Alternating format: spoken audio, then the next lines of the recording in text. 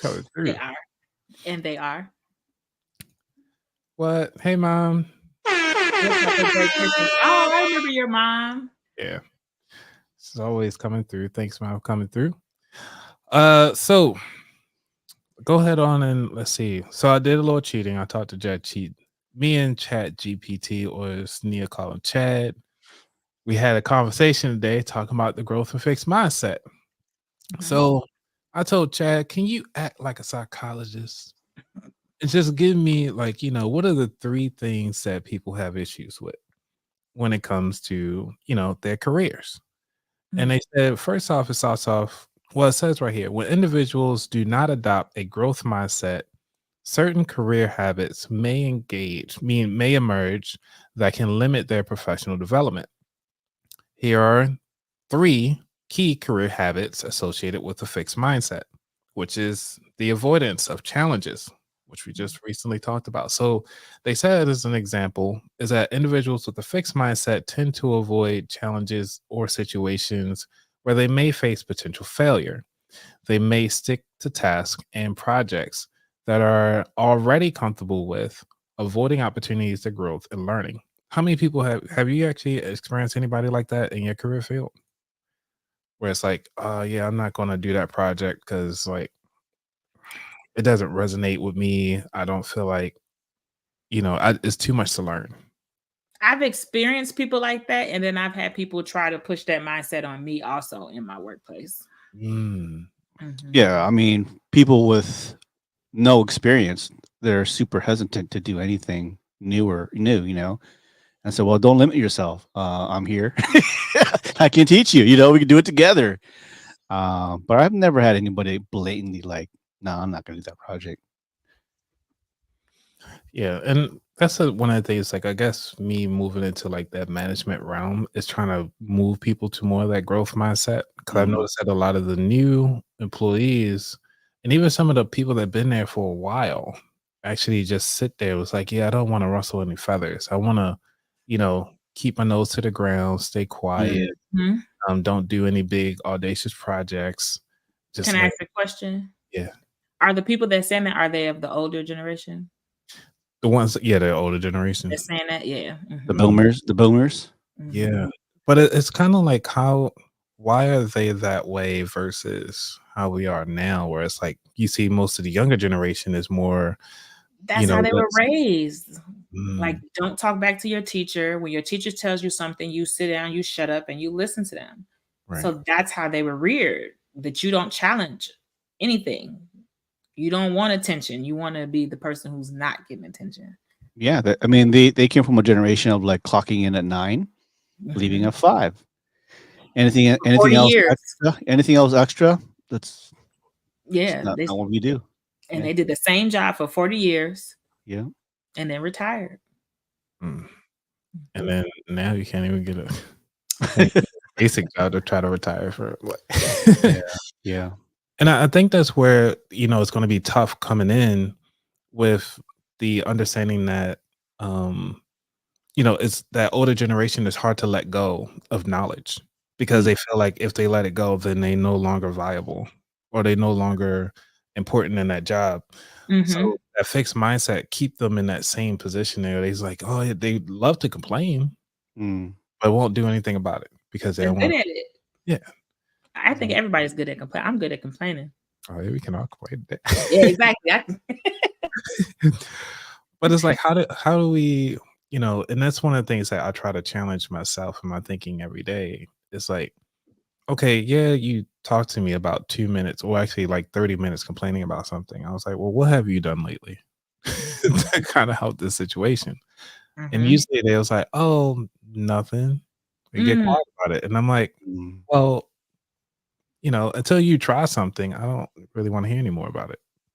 Mm. And then they That's don't, how they, I am. they just stop talking to me. So, Yeah, that's typically like after that. Yeah. Mhm. yeah. So the second thing that Chad said was the fear of failure and risk aversion, which is the second uh, mindset of the fixed mindset when it comes to the career. Mhm. Those with a fixed mindset often feel failure and view it as a reflection of their inherent abilities. This fear can lead to a reluctance to take risk in their careers. They may they may be hesitant to try new approaches, pursue challenge projects, or take on responsibility and avoid a level of uncertainty. That's kind of what we just kind of delve into Mm-hmm. is that same thing. It seemed like that fixed mindset just constantly back to back. Yeah, I think it Mhm. also has like has to do with a confidence level Mm. also. They lack the confidence, and when you lack the confidence, you're always going to second guess yourself. You're always going to talk yourself out of different things. Mhm. I teach my students all the time how that affects their money and slows down them from achieving their financial goals because they talk themselves out of new opportunities. And with that, because I'm thinking about like how they had that flea experiment, when they talk about the fleas in the jar. Yeah, I just heard that in Steve Harvey motivational video this morning. Oh, he talked about, well, I was Yeah, like, he talked about the fleas in the jar. Sure did. yeah, because it's like, You're not it's a going to get generation. anywhere till you take the top off your mayonnaise jar. But even when you take it off, but you have a generation of people just hitting that pick all the time, and you like, Exactly. you don't jump that high anymore. See, you should have been on my workshop. I just told them sometimes you have to understand and make the shift that you are not synonymous with struggle. That does not have to be a part of your life, and that does not have to be a part of your story. And sometimes that's a struggle to make that shift because you have created that ceiling for yourself, and it's a monster removing it. Right. So before we move on, I think I got another guest coming through, man. Everybody coming through today. Oh, okay. Let's I go. know, man. Actually, this is my first time. It is your first time. It is my first time on. Yeah, Right. yeah. Let's Oh, see what we got. nice. Welcome. All right. So on this podcast, he is not new to being on this show. He is not new to the dance floor. Nia, you might. When you say know, dance floor, I know who you you're know who talking this about. is. This guy always show out every time. What's going on, Justin? Boom! Hey, everybody, how's everything going? What's Go going up, on, go Justin? up.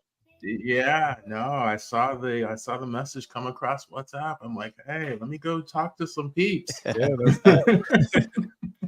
Because I've had a little bit of a frustrating day. Trying Long week, man. Well, so yeah. So my parents have this house in California, and we're renting rooms to young professionals, because it costs a little bit to live in California. Mhm. And I've just had like strings of people come and see the room, and nobody's signing the lease. It's just, it's a lot of work to set it up and all that. But you know what? We're here, and we're gonna make something good happen today.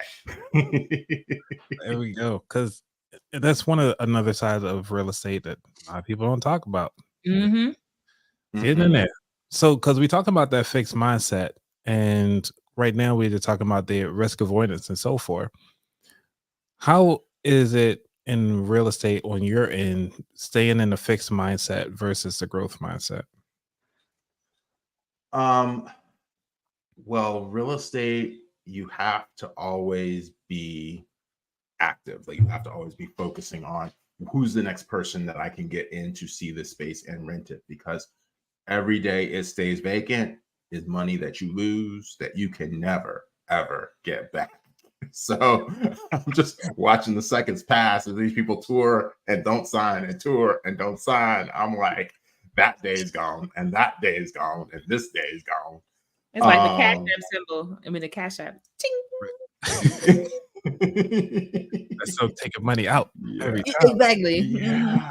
Yeah. But I mean, honestly, like, I know what keeps me going is I know that it's a good product. I know it's something that people need. I know that there are people out there looking, and like, so every Saturday I'm getting on Craigslist and I'm renewing that ad and putting it to the top of that list so that new people who are looking will see it, and it won't be buried under, a week's worth of ads before that.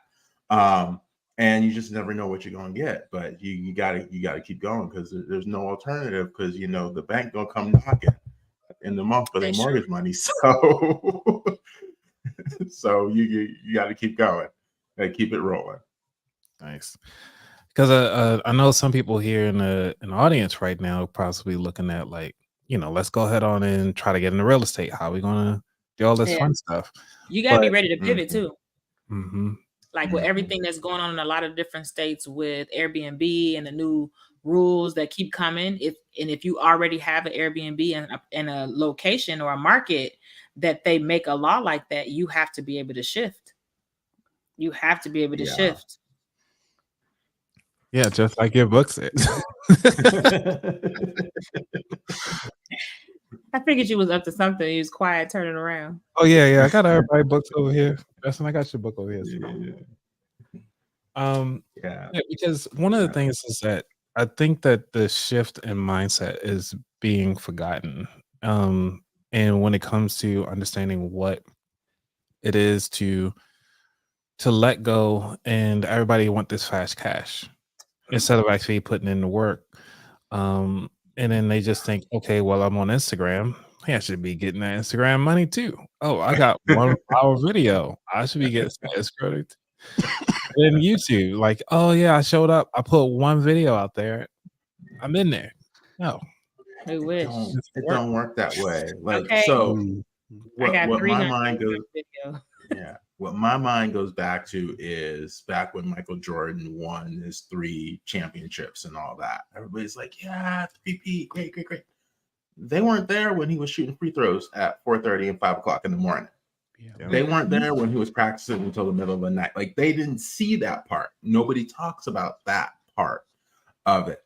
And like in real estate, I remember there was we had this apartment building, and there was one weekend where I had like 8 people that were moving in the following week. So my whole weekend was cleaning up apartments and getting them ready and making sure everything was set. And I walked past one of my tenants, and he was like, "Man, you work on Saturday?" I'm like, "I do today because I'm gonna collect some deposits on Monday." But then it gets back to mind. Like, that's his mindset. His mindset is you don't work on the weekend.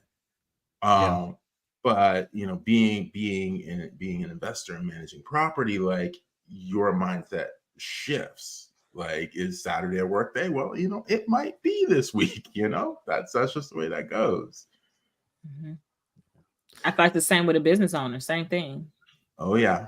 I got a business meeting on Sunday morning. I sure do this week. Yeah. Me. And Floyd, I know you just recently been working a lot, so Yeah. we started like cutting back on things now, right? Well, we'll see. In the market, I do marketing for our school. We have 4 campuses, so I do events. So I really understand, the product that everybody sees, and they don't understand all the work behind it leading up to, getting the flowers, getting the DJ, getting the stage, getting the radios, and then when the event is going on, they don't understand all the moving parts that have to go with making an event. And it's going back to like people doing these social media Instagram posts saying, I did one video and I got 1 million hits, but that's one off of 1 million people. People get lucky, and people work to get that million hits. So they think that it's that easy to get money or to be successful in real estate and all that. So It's crazy. Yeah. I mean, but that's the glamorous part that people focus on, that we put out there about ourselves. We don't put the times when we were up until whatever time at night trying to make this work. Like, a lot of people don't. A lot of people just put like their Instagram is like their glamour reel of what's been going on for them. They show the Porsche, the Bugattis. Crazy. Yeah. I think that but I also think that gets more attention too. But because I don't share glamour and I'm not a glamorous, flashy, my brand grows slower because I'm not, because that's what they want to see. They want to see the flash. They want to see me, doing those things. Mhm. That's what attracts them. But that's not me Yeah. as a person. Mm. But then I saw a post recently about somebody who had 1 million followers, but then they had an event and nobody showed up. Exactly. Oh, So to your point, that building that brand authentically and Mhm. having people truly invested in your brand, Mhm. even though it grows more slowly. I'm with it. I'll take it any day. Yeah. Because a lot of times when they go viral, like you went viral for this one thing in this video, but in order for you to keep those people, they want to see what they saw in this video. And that might not Yeah. even be what your brand does or what you sell. So Mhm. they're not Mhm. even really interested in what your brand does. They just want to see you chase this squirrel again because it looked funny. Uh-huh. And It might not have even been you that they were interested in seeing. The one time you showed some booty, that's what you got 1 million hits for. Oh, you did jump rope in the day? Okay. That's worth We're a like, like. oh, the show went there. Yeah, I'll subscribe to that. Okay. You're just like, what? Organizing. Like, I don't want to see any organizing. Yeah. And then you gotta keep the attention span under 6 seconds.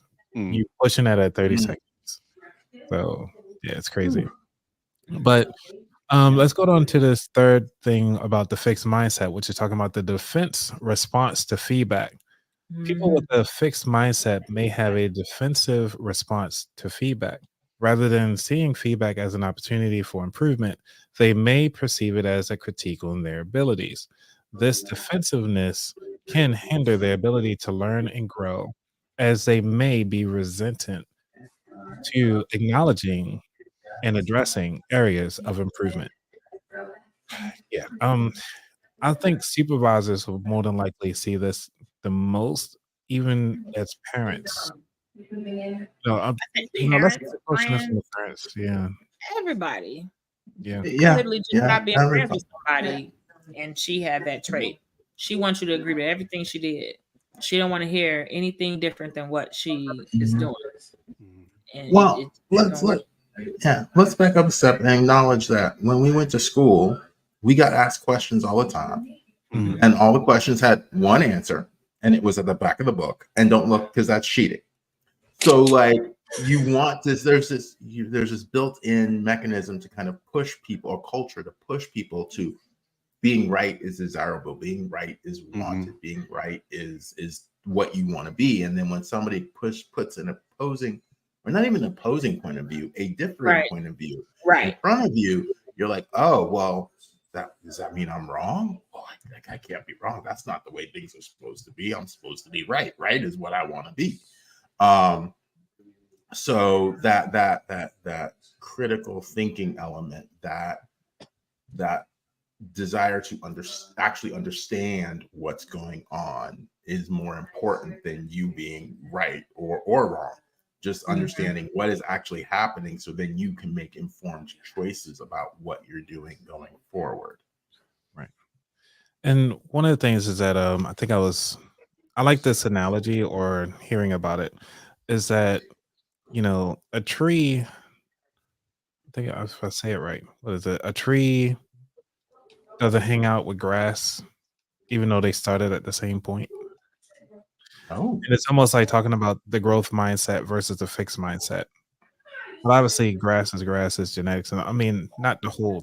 If you get it just from the mindset perspective, genetically, grass isn't going to grow that tall, unless you got like elephant grass, but it's not going to go that high. And there's some trees that don't get that tall either. So, I mean, I get it. Yeah. But that's pretty much what they're saying. It's like we have the same soil, but if you want to stick around, you can stick around and find out. So,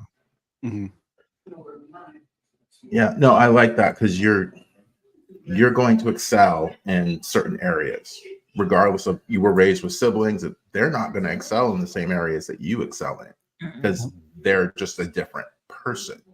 And everybody's not going to excel at everything, which is one of the things that kind of is annoying about school. They expect everybody to progress in everything at the same rate. Yeah. That's just not the way it works. Like, even the blades of grass don't grow all at the same speed. So I put a question in the chat just to see if anybody was going to answer it, which is, I put in there like, how do you react if someone tells you that your work is horrible? Because since we talking about the careers and money, this could actually make or break pretty much your career with the way how somebody actually critiques your work. And we got Mr. Bell. Thank you for coming through. He says that I want them to explain why it's horrible.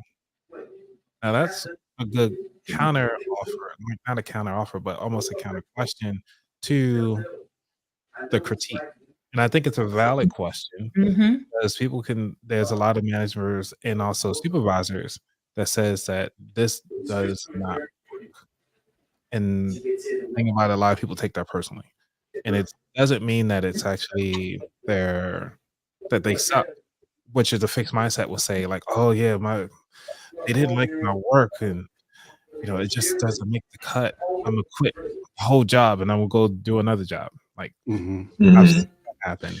I mean, when you want to assume like the person who's getting offended, being critiqued, they care a lot about the work.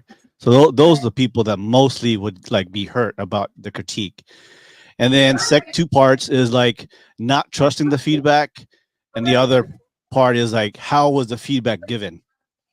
Was it Yeah. given sarcastically? Was it being mean? Was it out in the open versus a very constructive criticism? Hey, everything went well, but privately or in front of people. So it's kind of a two-part thing. So when people really get offended is because they care a lot about their work they just did. So. Yeah. And I'd actually want to know, like, this is the work I did. These were the marching orders or instructions or the goal that was laid out. I thought what I was doing fit that goal. Then the question is, where is what I'm doing not fitting this goal? Mm-hmm. Yeah. Yeah. Or is it a situation where you've moved the goalpost halfway through the process and now you're like, oh, you didn't meet this goal. I'm like, Right. wait, it used to be over here and now Exactly. it's way down there. Yeah. So getting the context of the situation is also important too, because speaking of supervisors, they may be in a situation where somebody has moved their goalpost, Mhm. Mm-hmm. and they're reacting to you based on that, which has nothing to do with what you were doing. That sounds like the postal service. Yeah. You talk about that one. Go ahead.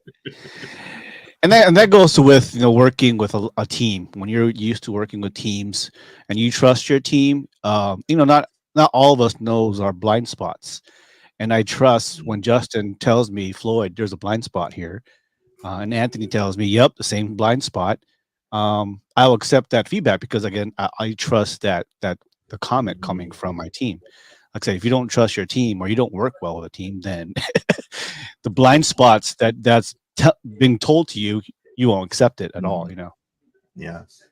And actually, there's another piece of advice that I got, which is when you're on a job and you're working for somebody, don't wait for that 6-month or annual kind of evaluation. Like, you should be having conversations with that person, whether it's your supervisor, your boss, your client, whatever it is, on a weekly, bi-weekly basis, so you can make sure that you stay on track. And it's a good analogy related to like airplanes, right? They take off. They only get to their destination because they're making slight course corrections all along the way. So they finally end up at that destination where they're supposed to land. And so having that continual feedback ongoing, as opposed to waiting for that full 6-month or annual evaluation, is a really good tactic and tool. That called the weekly 101. Yeah. Yeah. I mean, it's just hard. Whether it's you're an entrepreneur working on your own or whether you're in a large corporation, like, it's hard to be seen and get noticed unless you take that initiative to have those conversations with people. And while I'm thinking about it, I forget this woman's name, but she worked for one of the big like investment banks. And she was like, there's 3 people you need to know. There's your immediate boss. Mm-hmm. And then there's also someone who will be your advocate in the room. So when they're talking about promotions, to actually like sing your praises in that room, because your boss is biased, because you're like, well, this person works under you, so of course you're going to sing their praises. But if you have a relationship with somebody else in the organization who will also sing your praises in that meeting, then that makes it more likely for you to be promoted. And the third person is a mentor who is separate from both of those other people. And it's just not advice that you get usually when you're coming out, or you're starting a career, you're starting in an organization. People don't tell you that. It's like, oh, surprise. Another piece of advice I was given is to keep a curriculum vitae, so that when you need to speak up and talk about yourself and, you know, brag about yourself, because sometimes for some people that's the issue too. They're, you know, very humble, and they're not good at talking about themselves and talking themselves up in those times when you need to. So create that list throughout your career, so that when you have to, you already have it right there ready. Yeah, no, I would second that. And keep it on an ongoing basis, because once you get let go from the company, then you no longer have access to the database to get the numbers about what you did or the impact you had or all that. So now you got to rely on your memory. And honestly, like, your boss don't know what you do on a daily basis anyway. No. They have no clue. So you have to be able to tell them what you do. Right. It's funny and it sounds funny, but it's true. It's true. Yeah. So I want to say that for those of you who are in a chat right now, go ahead on and type in #mindset, so that you can go on and start getting, I want to start accumulating some of the entries, so that we can go ahead on and do a giveaway. For those of you who are just joining us, we're doing a giveaway. Giveaways. Yeah. We're giving away a mug. We might give away some draws. I'm not sure yet. He wasn't here. He was here. Floyd said, "Yeah, I give away some draws, so I might give away some." So we're giving away a sticker. You get a sticker and a mug for this drawing. So if you want to be part of it, and you know somebody that is looking, you like to win gifts, then go ahead on and share this episode out. I'll give you time to share it out. Make sure that they go ahead on and go to YouTube, go inside where you're at, type in #mindset if you want to be part of this particular drawing. I know my face is being covered up, but either way, you get, it's about you guys. So you get the mug. Like I said, I'm gonna change this TM to an R, because I actually fully registered trademark now. Ooh, big pimping in here. Yeah, I gotta get my own round of applause.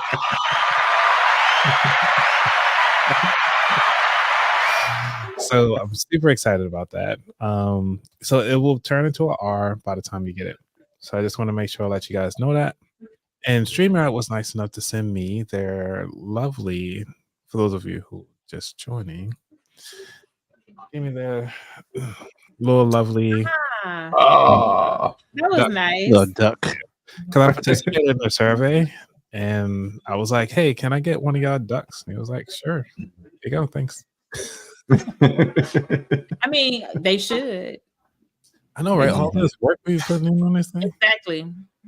Yeah. You taught me how to really use it. Nice. All right. So far we got. You only can do it one time.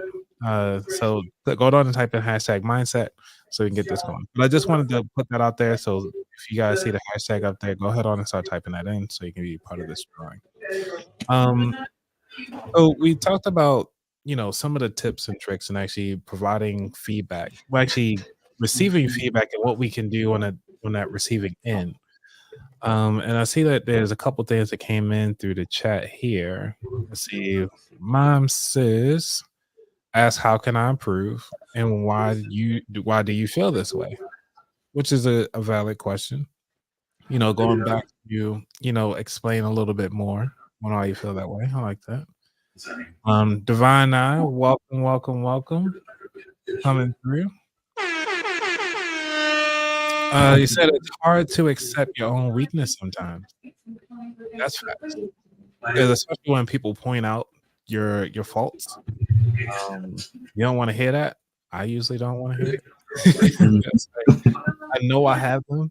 That doesn't mean you need to reflect on them.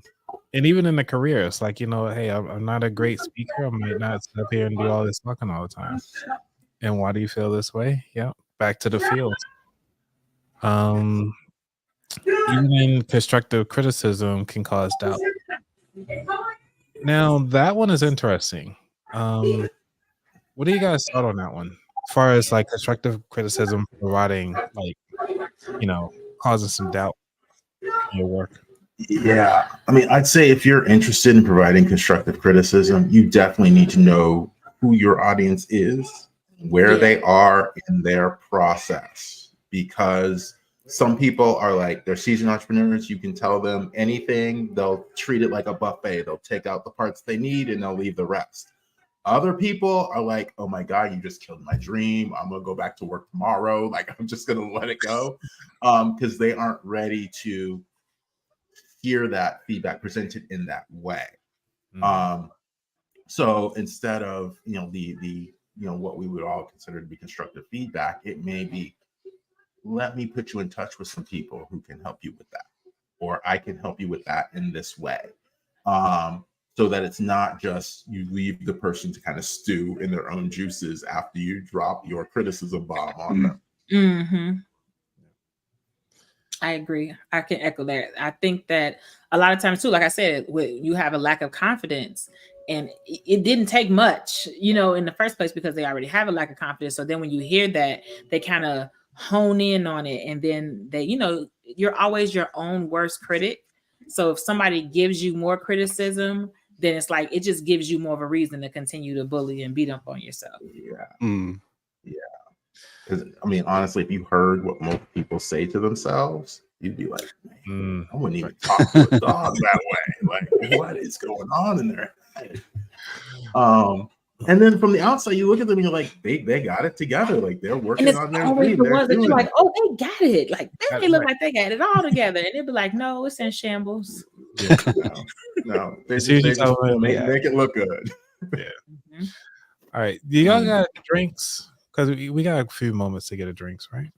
Y'all got your drinks? Sure. I got margarita. All right. I got, water too. I want a margarita. Yeah, water. I got margarita. You say I got those margarita in a can kind of thing. Aha. Those would be good. Hold on, I'll get mine. All right. So while Floyd go get his, y'all want to get y'all drink? It would have to be made. Yeah, Oh, that's all right. Just take the vodka. I'm still gonna do the dance. Gonna do the dance. Let me cue my music up over here. I'm gonna get off here at 9. All right, yeah, I'm gonna be exactly 9 o'clock. We'll be good. Oh, okay. All right, ready? I'm ready. You gotta wait for him to get his drink. How you tell him to get his drink and then play the music? That is rude.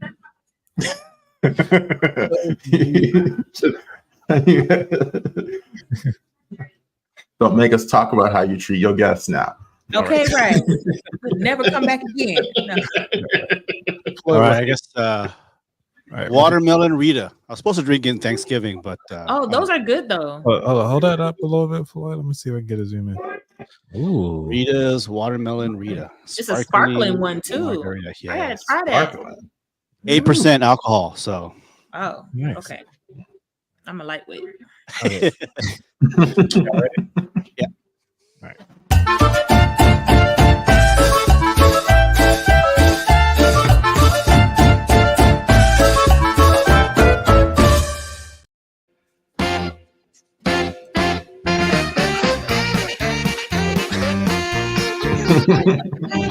All right, let's see what I got. My Respado. Like, I've been drinking this thing for like the past month.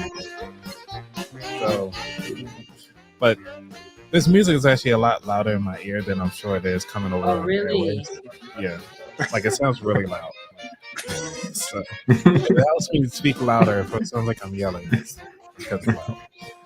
Right.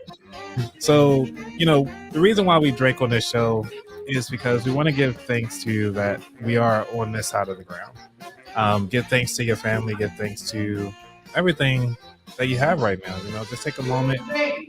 You're breathing, having a good time, and let's go on and take that. So, I mean, like I said, we're going to shot to that, And if you only drink on the weekends, it's fine. You drink it with me on Thursday. All right. Exactly. She says that Benny Hill. That sound like Benny Hill. Ooh, wow. You know, is it Benny Hill? Everybody keeps saying it's Benny Hill. It sounds like Benny Hill. It does have Benny Hill. Yeah, it does. It could be. My brother used to watch Benny Hill. Oh, okay. Mm-hmm. Yeah. Bottoms up. Hey, what y'all drinking out there? Bottoms up. Say it What y'all again. drinking out there? Well, we know Air. Air. All right. Justin, you got anything? All right. All air don't care. I got you. Tell me how I'm supposed to breathe with no air. Let me find out maybe you can sing over here. I wish. As much as I love music, I wish I could. You know, we did not get a chance to play the game when we were down in the Oh, yeah, I had it too. Oh, You're man. lucky. You're lucky. Yeah, because You're lucky. We gotta tell them the story. So one time we were on here, and I love music. So Anthony always talks about me because I don't care what conversation you have, and I can relate it to some lyrics in the music. So I'm always humming some random music is always in my head. And he makes fun of it because he was like, "You don't hear yourself?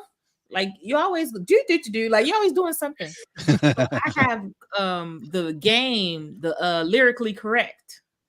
So one time we were on live and we played lyrically correct online, and he was horrible at it. So I said, "Oh, I'm bringing this to FinCon so we could play it at FinCon." And I did bring it, but we were so busy and I was out at work, and we never played it. Yeah, But he did horribly. Oh my god! Yeah, don't have. I have to go back and find that episode.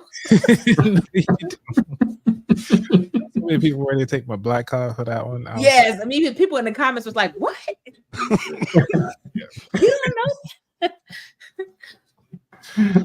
Well, right. You got those songs that you knew growing up, but you can't like recite it right now. But as soon as that song comes on, you know, we are fam, and you know every single song. To that. Yeah, exactly. It's programmed in your head. Yep. All right, so we got 4 minutes so Nia can drop off. So we're gonna do this drum roll as everybody get ready. Go ahead on and type in hashtag right now, hashtag mindset to get inside this particular drawing. Okay.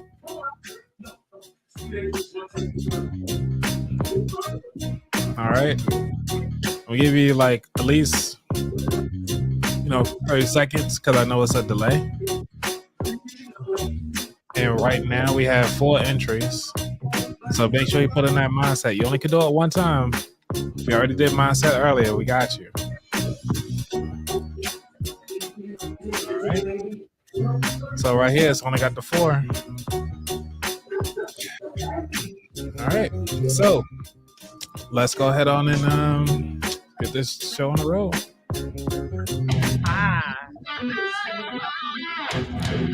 5, 4, 3, 2, 1, go.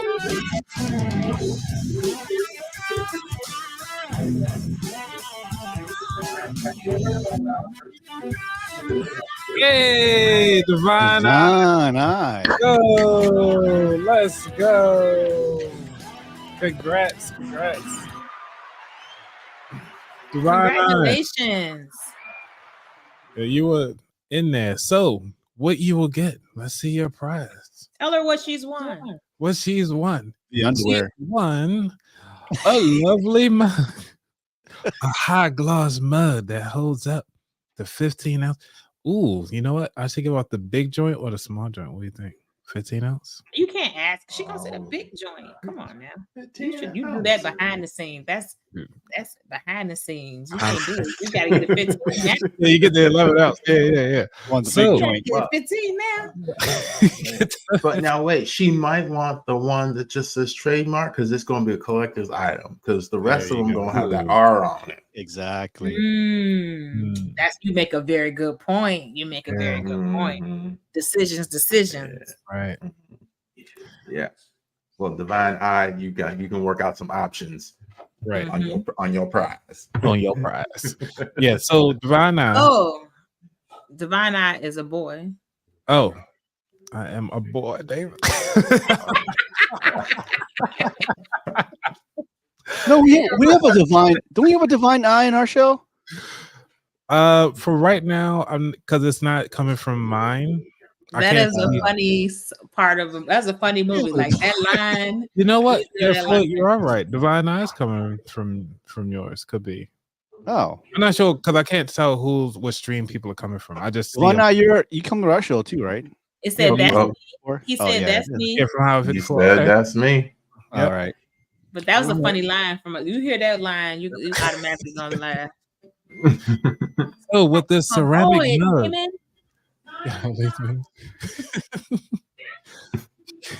Well, thank you, Divine, for coming to both our shows. Actually, Yeah, thank you for coming. For Divine both. Eye as always. Yeah. Dishwasher is safe.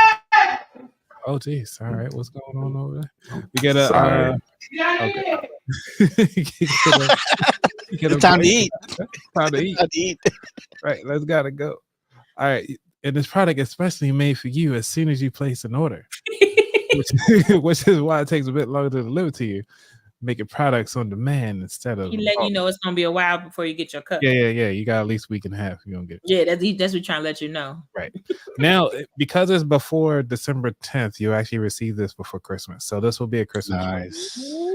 Yeah. So December 10th is the cutoff if you want anything delivered. So if you guys are curious and want to get something from About That Wallet store, or you can just kind of continue to join and support the show, make sure you order before December 10th. All right. And yeah, and also you'll get this lovely sticker to go along with it. So if you got like a laptop, you want to put on a mug or a tumbler, go for it. And it's a high glossy sticker. So that's what I got for today, everybody. Now let's go ahead on and do some last closeout. Where can we find, since Neil, you got a roll, let's go on and get you first so we can hear about you and what's going on with it. You can find me on any of the channels at Money Perspectives on all social media. And she got 4 books. Neil, tell yourself. You got. Oh, I thought you just said where they can find me. All right, well, I'm Mia. I'm Mia. I'm the Money Moves Motivator. I help women overcome their money mistakes and transform their spending habits so they can achieve financial stability. Yes, I am a 4-time author. I'm actually an award-winning Amazon best-selling author. Hey.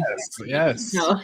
but yeah, so that's what I do. Follow me. I like to drop realistic, real life solutions for real life money problems. You know, you gotta get your headphones on that one. Floyd, ready? Yep. Highway 54. We're in our 4th season. We have 2 more shows for the rest of 2023, and we'll be walking into our 5th season in January 2024, along with Coach Anthony, one of our co-hosts. Awesome. Thank you. Thank you. You can find us on Facebook, Twitch, and of course YouTube. All right, last one, but not least. Yeah.